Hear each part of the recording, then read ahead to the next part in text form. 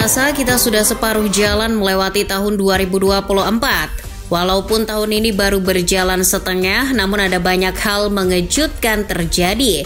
Tak terkecuali di dunia sepak bola. Apa saja hal-hal mengejutkan itu? Berikut ini adalah rangkumannya.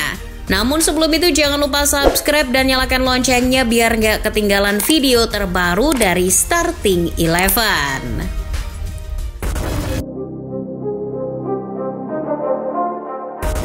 Awal tahun ini jutaan pasang mata tertuju pada gelaran Piala Asia. Timnas Indonesia yang jarang-jarang tampil di putaran final bergabung di grup D. Grup yang berisi Irak, Jepang, dan Vietnam. Namun di fase grup Indonesia cuma memetik satu kemenangan, yakni menghadapi Vietnam. Dua laga lainnya terkapar. Dihajar Irak dan digiling Jepang dengan skor 3-1. Nasib Indonesia berada di ujung tanduk. Indonesia hanya menempati posisi ketiga dan itu artinya mesti bergantung pada laga lain untuk lolos ke 16 besar sebagai peringkat 3 terbaik. Agar lolos, Oman wajib memiliki poin lebih sedikit dari Indonesia. Impian buat lolos ke 16 besar nyaris sirna. Oman yang menghadapi Kirgistan di laga penentuan mencetak gol lebih dulu lewat Al-Ghassani. Gol itu tak mampu dibalas hingga babak kedua hampir selesai.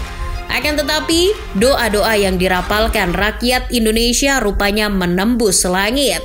10 menit jelang laga bubar, pemain Kirgistan, Jolkojo, menjebol gawang Oman. Oman tak mampu mencetak gol lagi. Imbang menjadi hasil akhir. Karena cuma meraih seri, Oman pun gagal ke 16 besar. Sementara Indonesia mencatatkan sejarah untuk pertama kalinya tembus fase gugur di Piala Asia.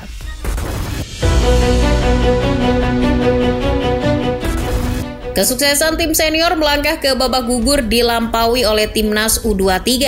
3 bulan setelah gelaran Piala Asia, di tempat yang sama, Timnas Indonesia U23 melangkah ke semifinal Piala Asia U23 untuk pertama kalinya.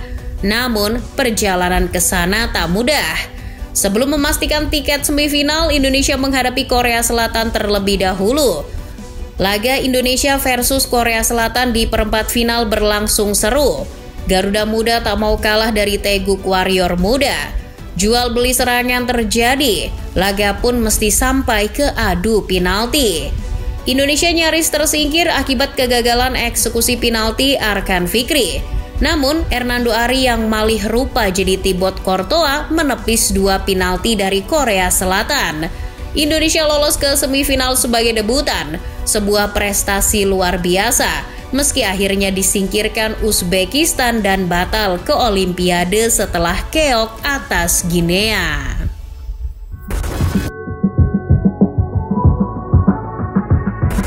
Semenjak dibesut Sinteyong, Timnas Indonesia seolah kehilangan hari libur buat menciptakan rekor. Gagal ke Olimpiade tidak menjadikan masyarakat pesimistis pada STY. Justru sang pelatih memberi kejutan lain dengan membawa Indonesia ke putaran ketiga kualifikasi Piala Dunia Zona Asia untuk kali pertama. Lolosnya Indonesia ke putaran ketiga kualifikasi Piala Dunia Zona Asia dilakukan dengan cara yang amat gagah dan meyakinkan. Indonesia finish di posisi kedua di putaran kedua. King Indo cuma kalah 2 kali dan memetik 3 kemenangan. 10 poin yang diraih tak sanggup dikejar Vietnam di peringkat ketiga. Dengan lolos ke putaran ketiga, Indonesia juga otomatis akan bermain di putaran final Piala Asia 2027. Ini adalah untuk kedua kalinya Indonesia lolos ke Piala Asia tanpa kualifikasi.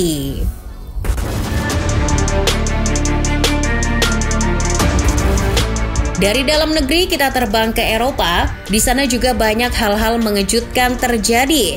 Salah satunya Bayer Leverkusen yang untuk pertama kalinya menjuarai Bundesliga. Klub yang sudah 45 tahun berada di Bundesliga itu baru bisa juara di musim 2023-2024. Bukan cuma itu, Die Workself juga mengukir sejarah baru sebagai tim pertama yang menjuarai Bundesliga tanpa sekalipun kalah, atau bahasa kerennya invincible. Pasukan Xabi Alonso mengoleksi 28 kemenangan dan 6 kali remis dari 34 pertandingan.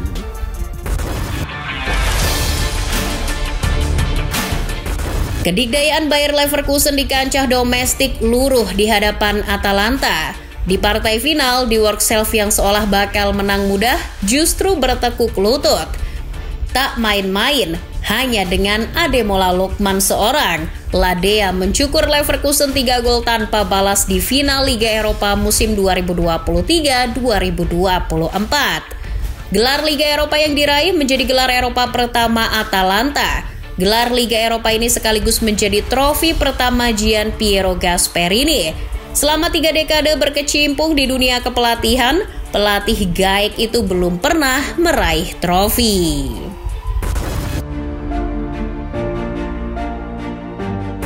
Kesuksesan Atalanta diikuti oleh tim mediocre lainnya, kali ini dari Yunani. Usai mengalahkan Aston Villa di semifinal, Olympiakos meladeni perlawanan Fiorentina yang masih penasaran di partai final Liga Konferensi Eropa.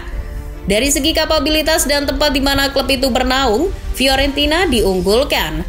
Namun, kompetisi Eropa, kecuali Liga Champions, acap kali tidak memihak pada tim yang diunggulkan. Tengok saja Fiorentina yang menguasai permainan justru terkapar akibat ulah Ayoub El Kaabi.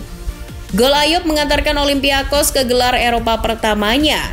Dengan mengangkat trofi Liga Konferensi Eropa, tim asuhan Jose Mendilibar menjadi tim Yunani pertama yang meraih gelar Eropa.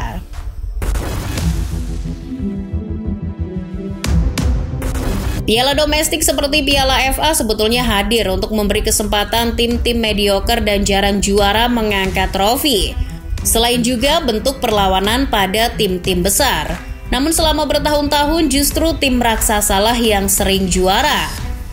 Nah, di musim 2023-2024 Piala FA sepertinya kembali ke hitoh. Kali ini bukan tim seperti Manchester City maupun Liverpool yang juara, melainkan Manchester United. The Red Devil mengikuti jejak tim mediocre Olympiakos dan Atalanta membunuh unggulan di partai puncak. United sukses mengalahkan Manchester City lewat skor 2-1. Ini tentu saja kejadian yang mengejutkan. Kapan lagi MU bisa mengalahkan City-nya Guardiola di partai final pula? Harusnya video pertandingan final ini bisa masuk museum sih.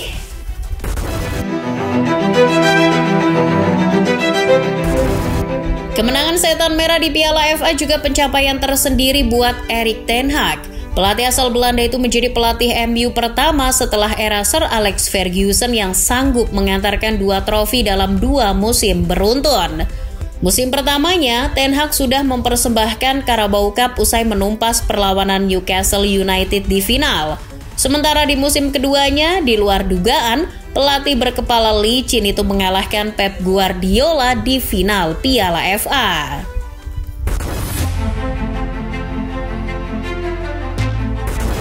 Bagi fans City, tenang saja. Walaupun tidak menjuarai Piala FA, namun Manchester City menciptakan rekor dengan menjadi tim pertama yang meraih gelar Liga Inggris dalam 4 musim beruntun. Mau itu di era English League maupun Premier League, belum pernah ada tim yang juara 4 kali beruntun di kasta tertinggi Liga Inggris. Itu artinya sejak 1889 hanya pasukan Pep Guardiola yang melakukannya. 4 gelar City dimulai sejak musim 2020-2021, namun meski mengukir rekor, pencapaian ini tidak mengejutkan amat. Makanya urutannya ditaruh setelah MU.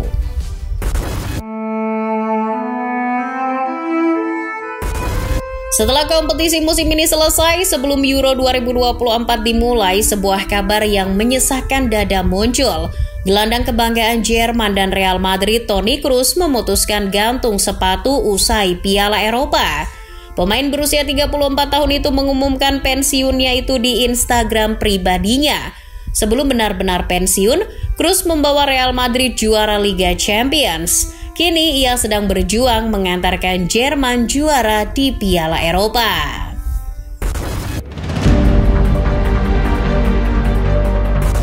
Berakhirnya musim 2023-2024 juga melahirkan catatan kurang sedap.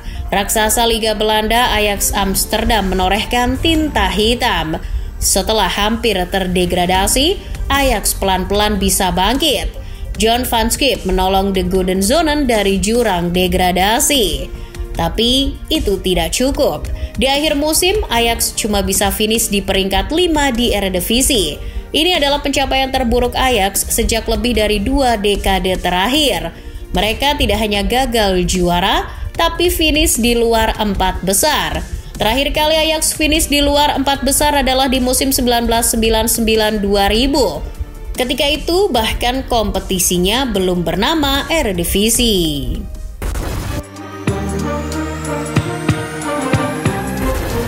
Terakhir yang mungkin terlewat, bukan hanya Indonesia yang gagal ke Olimpiade 2024, namun juga tim raksasa Brazil. Ya, Brazil peraih medali emas cabang sepak bola putra di Olimpiade 2020 dan 2016 itu mengubur mimpi untuk meraih medali dalam 3 edisi beruntun. Brazil sejatinya cuma butuh hasil seri melawan Argentina di turnamen pra-Olimpiade. Namun Seleção justru kalah. Gol sematawayang Luciano Gondou menenggelamkan Brazil. Di laga itu, padahal Brazil diperkuat calon top skor Real Madrid, Endrick Felipe. Tentu saja gagal ke Olimpiade amat memalukan. Selain karena mereka juara di 2 edisi sebelumnya, Brazil jarang gagal ke Olimpiade. Terakhir kali Brazil tak tampil di cabang sepak bola tahun 2004. Ini kian menunjukkan bahwa sepak bola Brazil sedang mengalami krisis.